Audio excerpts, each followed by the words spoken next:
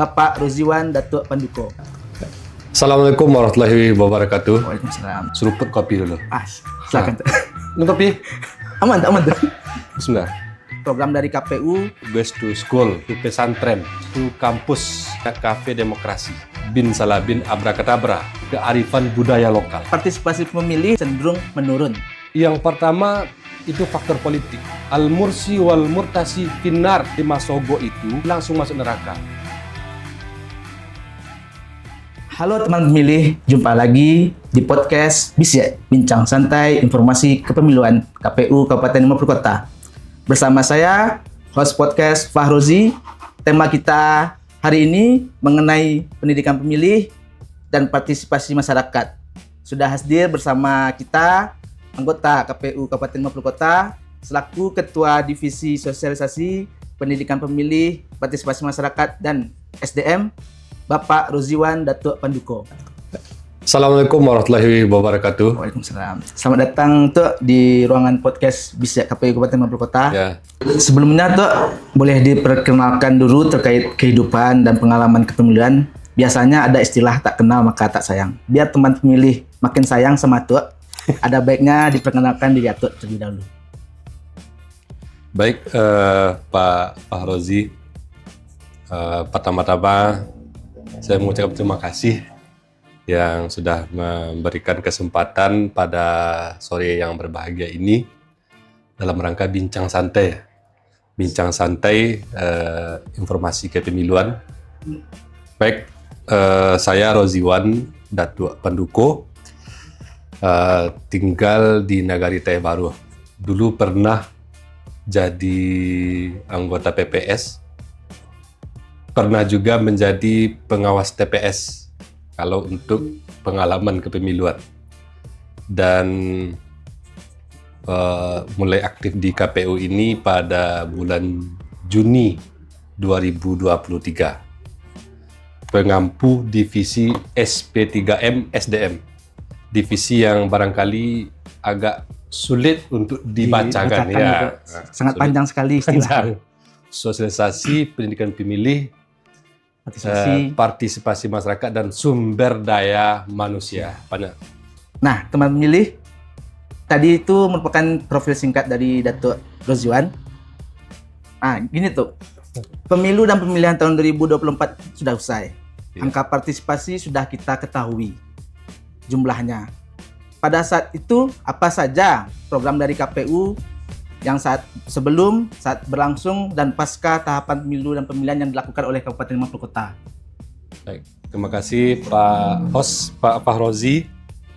Tentu kita bagi pada dua sesi ya. Pada dua sesi, yang pertama pada saat tahapan dan non tahapan. Untuk tahapan, untuk masa-masa tahapan, kegiatan sosialisasi dan pendidikan pemilih itu kita laksanakan sesuai dengan apa yang sudah direncanakan lebih awal. Sudah jauh hari ya? Ya, sudah jauh-jauh hari direncanakan. Artinya program itu tidak bin salabin abrakadabra adanya, tapi melalui perencanaan yang matang. Nah, apa contoh program yang sudah kita jalankan pada masa tahapan? Itu ada namanya KPU Goes to School. Oh, ke sekolah. Ya, ke sekolah. KPU Goes to Pesantren, ke pondok pesantren, dan juga kita lakukan KPU Goes to Kampus. Ada juga. Itu menyasar pemilih pemula itu. Menyasar pemilih pemula.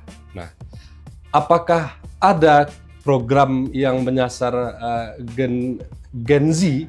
Ya, nah, untuk Gen Z ada. Namanya, salah satu program kita itu adalah namanya Cafe Demokrasi. Nah, Cafe Demokrasi ini luar biasa sekali, dan para Gen Z itu sangat antusias dalam menerima program yang kita sampaikan, seperti itu.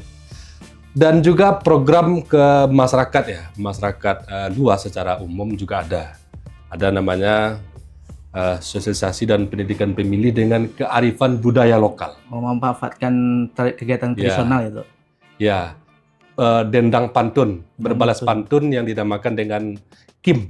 Nah, juga kita laksanakan. Ada juga dengan menyasar kaum-kaum minoritas. Nah, kaum-kaum difabel, kelompok-kelompok rentan juga sudah kita sasar. Jadi program-program itu juga dalam rangka bagaimana pemilih itu menjadi pemilih yang cerdas, pemilih yang melek pada politik. Sadar akan pemilu. Sadar. Seperti itu. Yang untuk yang non tahapan apa kira-kira? Nah, untuk yang non tahapan, pendidikan pemilih itu kan tidak hanya kita laksanakan pada saat tahapan berlangsung. Ya. Nah, setelah selesai tahapan, program pendidikan pemilih ini juga tetap kita laksanakan karena itu adalah mandat dari konstitusi, mandat dari undang-undang pemilu ataupun undang-undang pemilihan. Kita laksanakan dengan KPU Goes to School dan KPU Goes to Pesantren. Jadi KPU ke kampus dan KPU ke sekolah itu tidak hanya pada saat tahapan. Ada berkelanjutannya. Gitu. Berkelanjutan. Nah, tetap kita selalu fasilitasi sekolah-sekolah yang ketika ada pemilihan ketua OSIS. Ya, kita hadir memberikan informasi-informasi kepemiluan, kemudian kita membimbing adik-adik kita itu bagaimana nanti mereka itu menjadi pemilih-pemilih yang cerdas. Seperti itu. Nah, juga podcast ini juga salah satu sarana menyebarkan informasi. Sarana menyebarkan informasi secara tidak langsung terhadap seluruh pemilih. Nah, pada seluruh pemilih itu mendapatkan informasi-informasi kepemiluan yang lebih mobile, bisa ya, juga dengan melalui media sosial, ada Facebook, ada IG, dan lain sebagainya, seperti itu. Nah, dari banyaknya program tadi, menurut Datuk yang meningkatkan literasi politik masyarakat itu apa saja? Yang meningkatkan literasi politik itu program yang paling unggul itu kita ada Rumah Pintar Pemilu. Rumah Pintar Pemilu itu. Iya. Salah satu program Rumah Pintar Pemilu itu adalah program yang sangat membantu bagi para pemilih itu mendapatkan informasi-informasi yang akurat. Sejarah-sejarah pemilu. Ya, di samping kegiatan-kegiatan di media sosial. Karena hari ini zamannya adalah zaman digitalisasi. Serba digital. Ya, orang dari dalam kamar ataupun di WC bisa mendapatkan informasi dengan mudah, cepat sekali. Nah, seperti kilat orang mendapatkan informasi. Dan kita harus memaksimalkan media sosial. Tapi apakah hanya di media sosial? Tidak. Nah, mereka barangkali mendapatkan informasi secara umum di media sosial. Kemudian, kalau mereka ada yang ragu, ada yang tidak paham sama sekali dan belum full pemahamannya, ya, bisa datang ke Rumah Pintar Pemilu. Nah, ke depan ini mudah-mudahan RPP ini kita bisa di setiap event-event di kecamatan atau negari kita buka posko Rumah Pintar Pemilu. Pojoknya khusus. Ya, pojoknya seperti itu.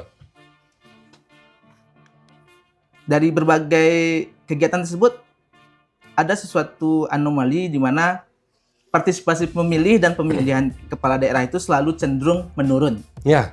Apa faktornya tuh? Kenapa selalu menurun gitu? Ya, barangkali ada beberapa faktor ya, banyak faktor sih menurut hemat kita. Kalau terkait program KPU, kegiatan KPU, kita sosialisasi itu sudah full, sudah maksimal.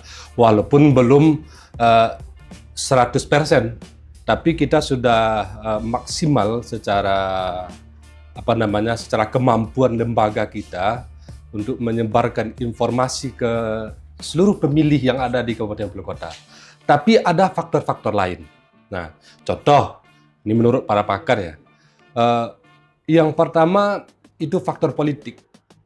Kadang-kadang masyarakat ataupun pemilih itu dia itu tidak mendapatkan sesuatu yang diinginkan dari calon-calon. Calon Ya, informasi yang dibutuhkan. ya. Rekam jejak lah ya itu. Apa namanya? Misalnya pemilih menginginkan calon itu seperti ini A, B, C, D.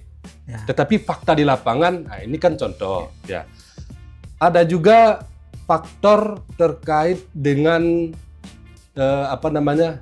Jarak ya, jarak antara TPS. iya, bukan, iya itu yang ketiga. Yang kedua, jarak antara pemilihan presiden. Pemilu dan pilkada. Iya, dekat. jarak antara pemilu dengan pemilihan atau pilkada itu dekat. Iya. Jadi ada rasa-rasa kebosanan, Kejenuhan ya juga. kejenuhan bagi masyarakat pemilih. Dan yang ketiga itu aksesibilitas apa namanya jarak ya, Jarak. jarak antara rumah ke TPS seperti itu. Dari situ dapat disimpulkan ada beberapa hal seperti waktu pemilihan yang begitu dekat, Ya. jarak yang begitu dekat. Nah, Ya. untuk menjaga kualitas partisipasi itu tetap meningkat itu apa kira-kira ya tuh? Kualitas ya, Bapak host yang saya hormati. Ketika kita berbicara masalah kualitas partisipasi ini Ya. sebenarnya masalah berat sebenarnya ini. Karena Tugas KPU saja. iya, karena ini kualitas. Ketika kita berbicara masalah pemilihan ataupun masalah pemilu, karena ini adalah mandat rakyat, rakyat yang berdaulat, maka sebenarnya hakikatnya pemilu ataupun pemilihan itu tidak diukur seberapa tinggi tingkat partisipasi. Akan tetapi harus sejalan dengan seberapa kuat mutu partisipasi pemilih itu, mutunya, mutu kualitasnya. Jadi tidak hanya partisipasinya tinggi, tapi kualitasnya harus kita jaga. Artinya apa? Pemilih itu datang ke TPS memberikan hak pilihnya, memberikan suaranya. Itu adalah karena mereka itu sadar atas kesadaran dan tanggung jawabnya datang ke TPS, bukan karena mobilitas dari salah satu calon ya, ataupun karena dikasih uang, money politik ya. money politik, ataupun karena menganggap karena kesukuan, isu-isu sara, saya memilih karena saya sesuku sama dia. Ya kan, saya datang ke TPS karena dia itu paman saya. Apakah dia berkualitas atau tidak? Nomor 36. Tidak seperti itu gitu. Tapi karena kesadaran pemilih itu datang ke TPS memberikan hak pilihnya karena dia memiliki hak menentukan masa depan bangsa dan negaranya. Itu. Dari partisipasi tersebut, apa yang strategi yang telah dilakukan KPU untuk menjamin hak politik bagi kelompok minoritas, Dok? Minoritas kita itu kan ada banyak, termasuk marginal, daerah terluar. Iya, banyak ya. Kelompok minoritas itu, perempuan itu bisa dikatakan kelompok minoritas.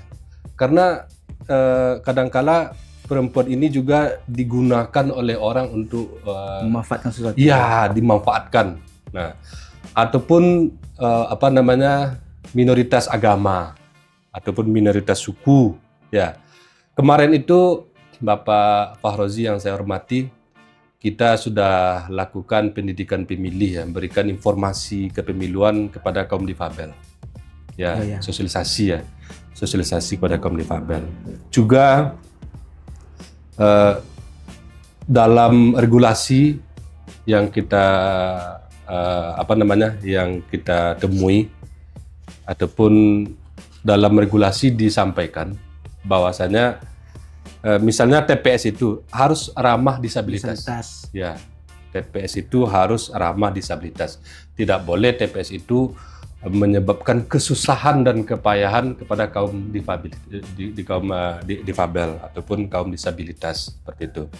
Dan informasi-informasi itu kita berikan, kita sampaikan kepada mereka bagaimana kaum difabel itu ataupun kaum minoritas itu mendapatkan informasi yang sama. Tidak ada yang dibeda-bedakan. Iya, sama mendapatkan informasi, mendapatkan perlakuan hak politiknya terjaga dan terjamin seperti itu. Dari kegiatan sosialisasi dan pendidikan pemilih yang telah dilakukan oleh KPU Kabupaten Maluku Kota, sudah menjangkau semua segmen kah atau hanya beberapa yang menurut pendapat Datuk? Ya, untuk kegiatan sosialisasi Pak Hos, kita belum sempurna ya. Belum maksimal. Kemarin ya belum maksimal menyampaikan informasi-informasi kepemiluan, karena pada saat tahapan kemarin itu kita kan banyak dempet beririsan antara pemilu dan pemilihan itu. Tapi kita sudah laksanakan segmen pemilih pemula, kita jangkau. Seperti KPU Go to School tadi. Iya, KPU Goes to School, KPU Goes to Pesantren. Ya, itu tidak sekali dua kali, beberapa kali kita laksanakan. Kita ajak nobar ya. Nah, ketika pemilu seperti hiburan lah ya. Iya, ketika tegang lah kita. Betul. Ketika pemilu kita ajak nobar film Kejarlah Janji. Ya. Pas pemilihan atau pilkada kita ajak nobar Tepati Janji. Nah, kemudian untuk KPU Goes to KPU Goes to Pesantren ya, dan pemilih-pemilih pemula itu kita komunikasikan dengan pihak-pihak sekolah bagaimana pendidikan pemilih ini tidak hanya diapakan oleh KPU, tapi guru, kemudian semuanya bertanggung jawab. Iya, terlibat ya, Iya, pendidikan pemilih ini, pendidikan politik ini tidak hanya tanggung jawab KPU, tapi tanggung jawab bersama.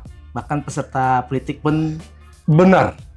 Peserta politik, kandidat, partai politik dan lain sebagainya, semuanya bertanggung jawab bagaimana pemilih ini adalah menjadi pemilih yang berkualitas, sehingga menghasilkan pemimpin yang juga berkualitas, pemimpin yang bertanggung jawab, sehingga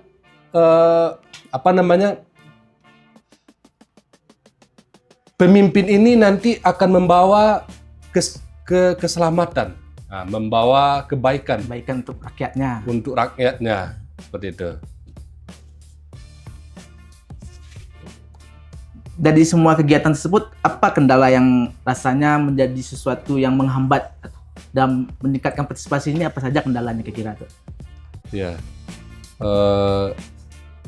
seperti tadi yang saya sampaikan, untuk meningkatkan partisipasi ini, ya, untuk melakukan kegiatan pendidikan pemilih, sebenarnya secara umum tidak ada kendala, akan tetapi kendala yang kita hadapi itu adalah di pemilih itu sendiri. Nah, pada masyarakat. Iya, pada masyarakat. Kadang-kadang masyarakat itu ketika diberikan informasi kepemiluan, ya, mereka tahu, mereka sadar tentang bahaya politik uang dan lain sebagainya.